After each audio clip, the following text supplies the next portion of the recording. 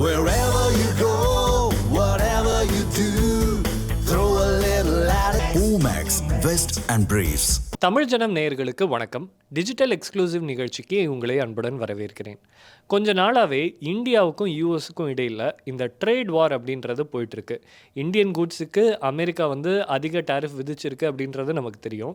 அது மட்டும் இல்லாமல் இந்தியன் டேலண்ட்ஸுக்கு கூடுதல் வரியை விதிச்சிருக்காங்க இந்த H1B விசா மூலமாக. ஸோ இதை தொடர்ந்து இந்தியாவில் ஒரு குரல் எழுந்திருக்கு. என்ன அப்படின்னா, நாம் நம்முடைய டேலண்ட்ஸை ரிட்டைன் பண்ணணும். அமெரிக்கன் ஆப்ஸுக்கு மாற்றாக இந்தியாவில் இருக்கக்கூடிய இந்திய நிறுவனங்கள் தயாரித்த ஆப்ஸை நம்ம பயன்படுத்தணும் அப்படின்னு சொல்லிட்டு இந்த ஒரு புது ஸ்வதேசி மூமெண்ட் அப்படின்றது இந்தியாவில் எழுந்திருக்கு. ஸோ இந்த ஸ்வதேசி மூமெண்ட்டில் முதற்கட்டமாக என்ன நடக்குது அப்படின்னு பார்த்தா, நம்முடைய இந்திய அரசாங்கம் அப்படின்றது மைக்ரோசாஃப்டை விட்டுட்டு ஜோஹோ நிறுவனத்தினுடைய ஆஃபீஸ் சூட்டை பயன்படுத்த தொடங்குறாங்க.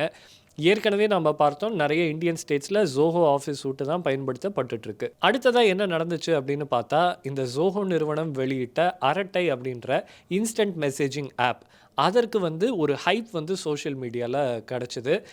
பார்த்தோம் அப்படின்னு சொன்னால், வாட்ஸ்அப்பில் இல்லாத ஃபீச்சர்ஸ்லாம் அரட்டையில் இருக்குது அப்படின்ற தகவல்களும் வெளியாச்சு. ஸோ இதை தொடர்ந்து அரட்டையில் சுமார் 1 crore யூசர்ஸ் இணைஞ்சாங்க. இது இந்தியன் ஆப் மேக்கர்ஸுக்கு கிடைச்ச ஒரு மிகப்பெரிய வெற்றியாக பார்க்கப்பட்டுச்சு. அந்த வகையில் உலகத்தில் கிங்காக இருக்கக்கூடிய கூகுள் மேப்ஸ் அதற்கு போட்டி அளிக்கக்கூடிய வகையில் ஒரு இந்தியன் மேப்பிங் அப்ளிகேஷன் அப்படின்றது தற்போது வைரல் ஆகிட்டே வருது.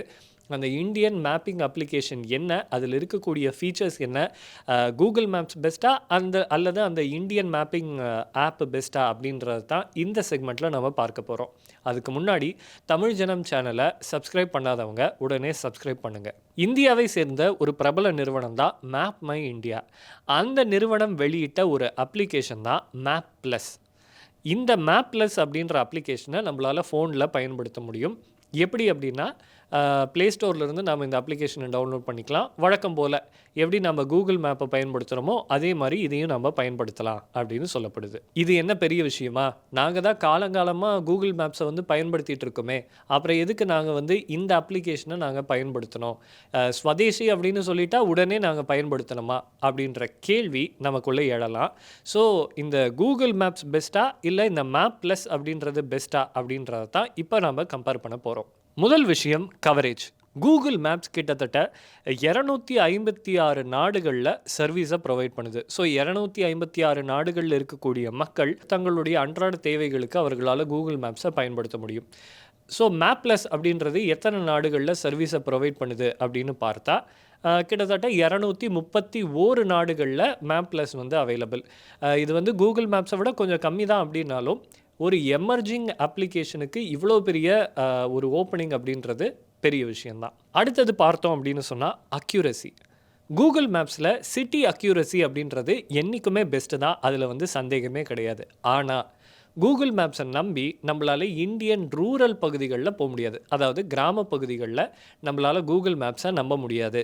பல சந்தர்ப்பங்களை நம்ம பார்த்துருப்போம். கூகுள் மேப்ஸை நம்பி கிராமத்துக்குள்ளே போனவங்க முட்டு சந்தில் போய் முட்டியிருக்காங்க, ஏரிக்குள்ளே விழுந்திருக்காங்க. அதனால் கிராமங்களை பொறுத்த வரைக்கும் கூகுள் மேப்ஸை நம்ப முடியாது. ஆனால் நகரப்புறத்தை பொறுத்த வரைக்கும் கூகுள் மேப்ஸ் அப்படின்றது பெஸ்ட்டு, அதில் நமக்கு டவுட்டே இல்லை. ஸோ இப்போ மேப் ப்ளஸ் எப்படி அப்படின்னு பார்த்தா, மேப் ப்ளஸ் கூகுள் மேப்ஸை விட ஒரு படி மேலே அப்படின்னு சொல்கிறாங்க. ஏன்னா மேப் ப்ளஸ் அப்படின்றது நகரப்புறத்தில் எக்ஸலண்ட் சர்வீஸை கொடுக்குது. எந்த வகையில் அப்படின்னா, எங்கெங்கெல்லாம் டனல் இருக்குது, எங்கெங்கெல்லாம் அண்டர் பிரிட்ஜ் இருக்குது, எங்கெங்கெல்லாம் ஓவர் பிரிட்ஜ் இருக்குது, எங்கெங்கெல்லாம் பாட் ஹோல்ஸ் இருக்குதுன்னு அனைத்து டேட்டாவையும் இந்த மேப் ப்ளஸ்ஸால் தர முடியும் அப்படின்னு சொல்கிறாங்க. காரணம் என்ன அப்படின்னா, கூகுள் மேப்ஸ் உலகத்தையே மையமாக வச்சு உருவாக்கப்பட்டுச்சு. மேப் ப்ளஸ் அப்படின்றது இதுவும் நிறைய நாட்டில் பயன்பாட்டில் இருந்தாலும், இது ஹைப்பர் ஃபோக்கஸ்ட் ஆன் இந்தியாவை தான் ஃபஸ்ட்டு ப்ரிஃபரன்ஸாக வச்சு தயாரிச்சிருக்காங்க. அதனால் கூகுள் மேப்ஸில் இந்தியாவை பற்றி கிடைக்கக்கூடிய தகவல்களை விட மேப் ப்ளஸில் நம்மளால் அதிகமாக பெற முடியும் அப்படின்னு சொல்கிறாங்க. ஸோ இதிலிருந்தே நமக்கு புரிஞ்சிருக்கும், மேப் ப்ளஸ் அப்படின்றது சிட்டியில் மட்டும் கிடையாது, கிராமப்புறங்கள்லேயும் அது எக்ஸலண்ட்டான சர்வீஸை ப்ரொவைட் பண்ணுது அப்படின்றது நம்மளால் புரிஞ்சுக்க முடியுது. ஸோ அக்யூரசியை பொறுத்த வரைக்கும் சிட்டியில் Google maps and map plus ஓரளவு ஈக்குவல் தான். கிராமப்புறங்களை பொறுத்த வரைக்கும் கூகுள் மேப்ஸை விட மேப் ப்ளஸ் பெட்டர் அப்படின்னு சொல்கிறாங்க. அடுத்தது பார்த்தோம் அப்படின்னு சொன்னால் டிராஃபிக். ரியல் டைமில் ரோட்டில் எப்படி டிராஃபிக் இருக்குது அப்படின்ற விஷயத்த கூகுள் மேப்ஸ் நிச்சயமாக தெளிவாக தான் சொல்லும். அதில் வந்து எந்த சந்தேகமும் கிடையாது. மேப் ப்ளஸ்ஸை எடுத்துக்கிட்டாலும் மேப் ப்ளஸ்ஸும் இந்த ரோட் டிராஃபிக் அப்படின்றது எப்படி இருக்குன்றதை தெளிவாக சொல்லிடும். கூடவே இந்த ரோட்டில் என்ன ஸ்பீடில் போனோம், நம்ம வண்டி என்ன ஸ்பீடில் போயிட்டுருக்கு அப்படின்ற தகவல்களையும் இது சேர்த்து சொல்கிறதா சொல்கிறாங்க. ஸோ அந்த வகையில் கூகுள் மேப்ஸை விட மேப் ப்ளஸுக்கு ஒரு எட்ஜ் இருக்குது அப்படின்றத நம்மளால் புரிஞ்சுக்க முடியுது.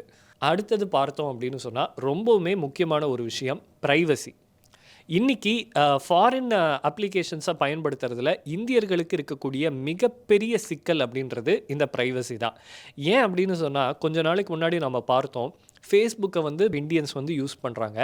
அந்த அத்தனை டேட்டாவையும் ஃபேஸ்புக் எடுத்து பல தனியார் நிறுவனங்களுக்கு விற்றதா ஒரு குற்றச்சாட்டு எழுந்தது. ஏன் விற்றாங்க அப்படின்னா, அந்த டேட்டாவை பயன்படுத்தி இந்தியன் எலெக்ஷனில் மேனிப்புலேஷனில் ஈடுபடுறதுக்கு பல சர்வதேச சக்திகள் முயற்சி செஞ்சதாகவும் ஒரு குற்றச்சாட்டு வந்து எழுந்துச்சு. ஸோ எந்த ஒரு வெளிநாட்டு செயலிகளை நாம் பயன்படுத்தும் போதோ நம்முடைய தகவல்கள் அப்படின்றது வெளிநாட்டுக்கு போயிடுது அப்படின்றது ஒரு மிகப்பெரிய ஆபத்து. ஃபேஸ்புக்கை போலவே ட்விட்டரில் ஒரு பிரச்சனை வந்துச்சு.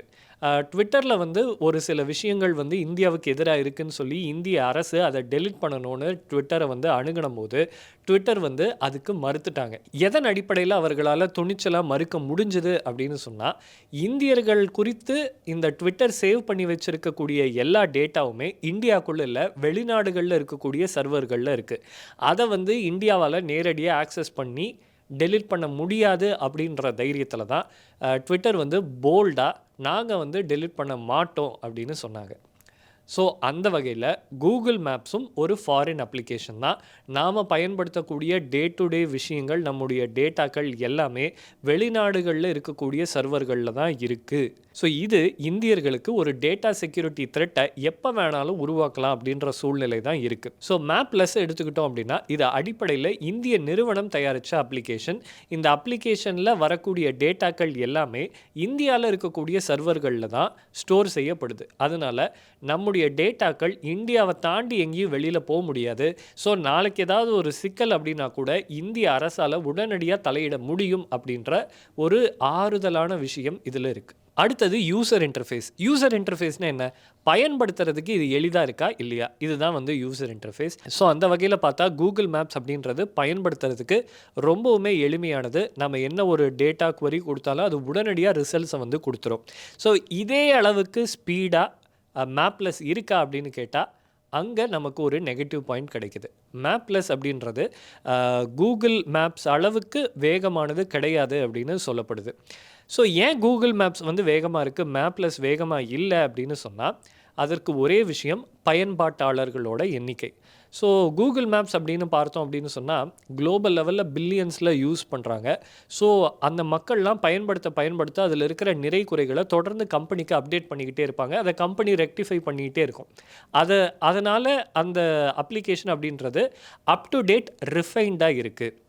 ஆனால் மேப் ப்ளஸ் எடுத்துக்கிட்டோன்னா இது 2013ஆம் ஆண்டு வெளியிடப்பட்ட ஒரு அப்ளிகேஷனாக இருந்தாலும் இப்போ தான் இது பொதுமக்கள்கிட்ட பிரபலமாயிட்டே வருது. ஸோ கூகுள் மேப்ஸ் அளவுக்கு ரிஃபைன்டான ஆப்பாக இது உருவாகிறதுக்கு இன்னும் சில காலம் தேவைப்படும். ஆனால் அது எப்போ நடக்கும் அப்படின்னா அதிக அளவு நம்ம பயன்படுத்தும் போது தான் நடக்கும். அடுத்தது ஆஃப்லைனில் இந்த மேப்ஸ் எப்படி ஒர்க் பண்ணும் அப்படின்னு பார்த்தா, கூகுள் மேப்பும் ஆஃப்லைனில் ரொபஸ்டான ஒரு சர்வீஸ் கொடுக்கும்.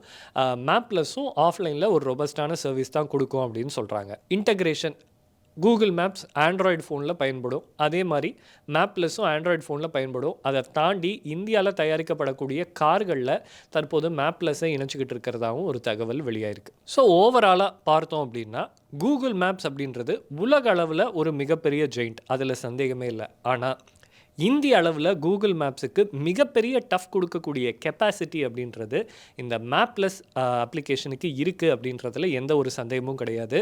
இது எந்த அளவுக்கு வளரும், கூகுள் மேப்ஸுக்கு டஃப் கொடுக்கும் அப்படின்றது நம்ம இந்தியர்களோட கையில் தான் இருக்குது. மற்றொரு நிகழ்ச்சியில் சந்திப்போம். நன்றி.